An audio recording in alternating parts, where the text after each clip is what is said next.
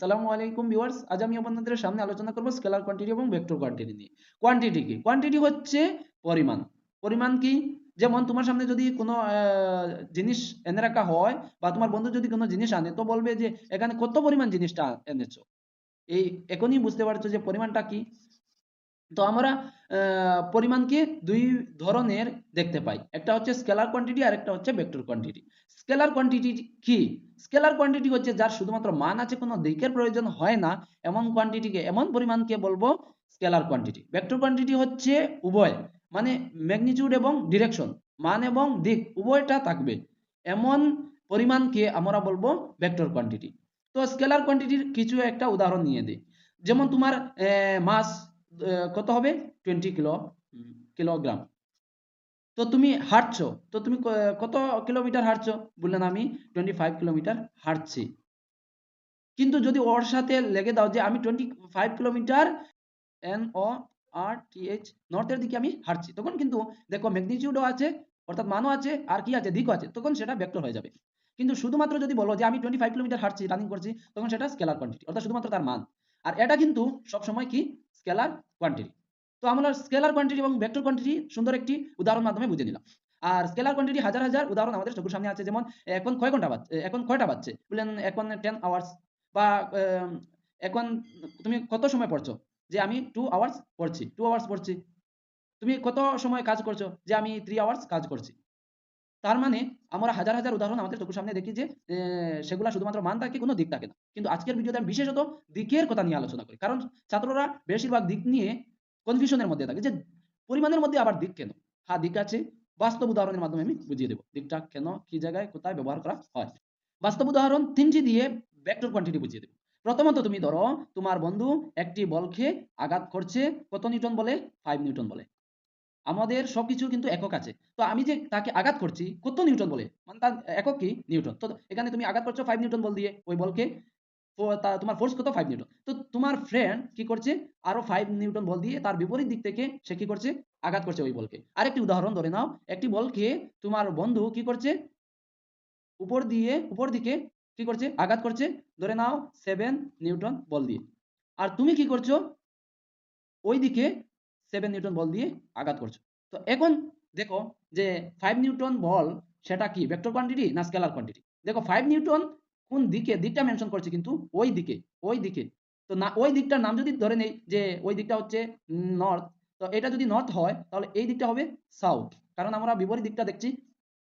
তো এখানে দেখো কি আছে? স্কেলার প্লাস, মানে স্কেলার অর্থাৎ ম্যাগনিটিউড আছে, আর দিকও আছে, ডিরেকশনও আছে, তখন কি হবে? সেটা ভেক্টর হবে। তো ভেক্টর এখানে কত? যে 5 নিউটন ভেক্টর। আর এখানে এটাও কি 5 নিউটন ভেক্টর। তো এই যে দুইজনে দুইটি কাজ করছো, দুইজনে দুইটি কাজ করছো, করার পর যে কাজটি যে একটি কাজ হবে সেটি হবে রিজাল্টেন্ট ভেক্টর। এটা একটা ভেক্টর, তোমারটা একটা ভেক্টর, তোমার ফ্রেন্ডেরটা আরেকটি ভেক্টর।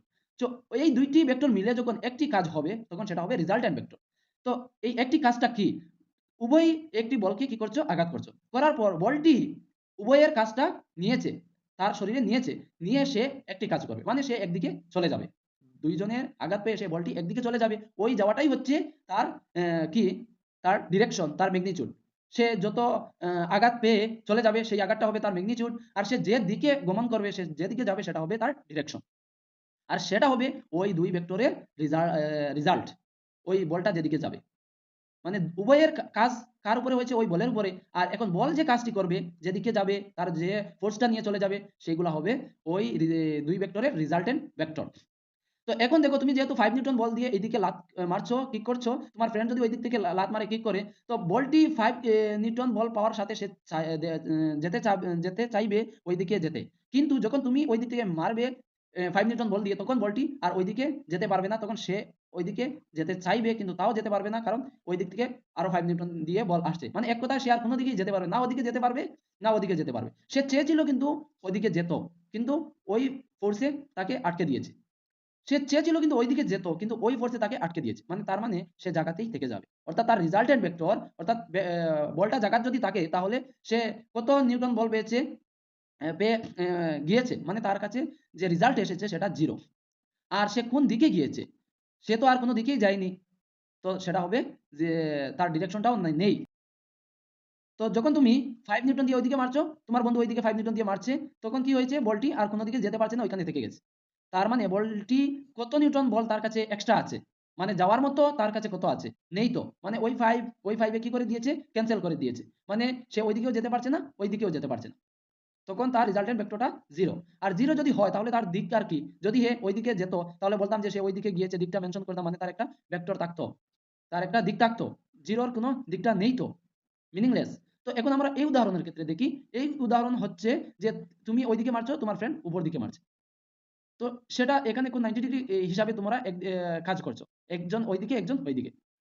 তখন কি হচ্ছে, বলটি দেখো তুমি যখন ওই দিক থেকে মারছো ওইদিকে ফোর্স, তোমার বন্ধু কি করছে, ওই দিক থেকে লাফটা মারছে, তো বলটা কোথায় যাবে, না ওইদিকে যাবে না ওইদিকে যাবে, বলটা তো ওই কিক পাওয়ার পর, ওই ফোর্স পাওয়ার পর চাইবে ওইদিকে যেতে, কিন্তু সে ওইদিকে পুরোপুরি যেতে পারবে না, ওই বলে আটকে দিবে, একটু ফোর্স পাওয়ার সাথে এইদিকে না গিয়ে একটু বেঁকা হয়ে যাবে।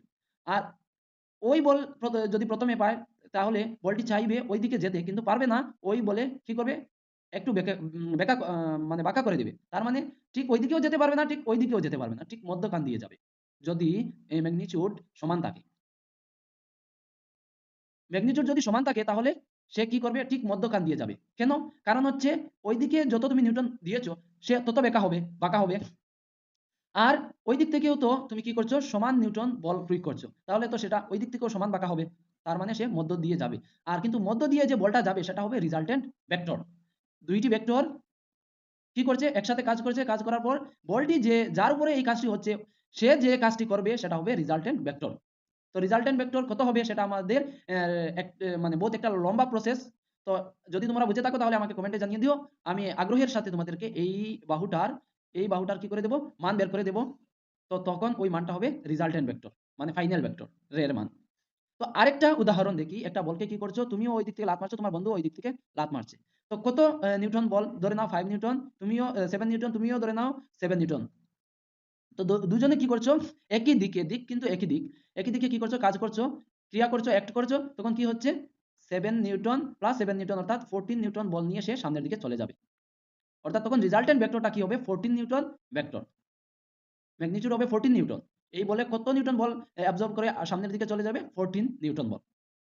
তার মানে আমরা তিনটি উদাহরণ থেকে বুঝতে পারলাম যে আমাদের দিকের প্রয়োজন। এখানে যদি দিকটা যদি আমরা মেনশন না করতাম, তাহলে বলতে পারতাম 14 নিউটন, এখানে কি অন্য একটি মান আসতো, এখানে কি 0 হতো।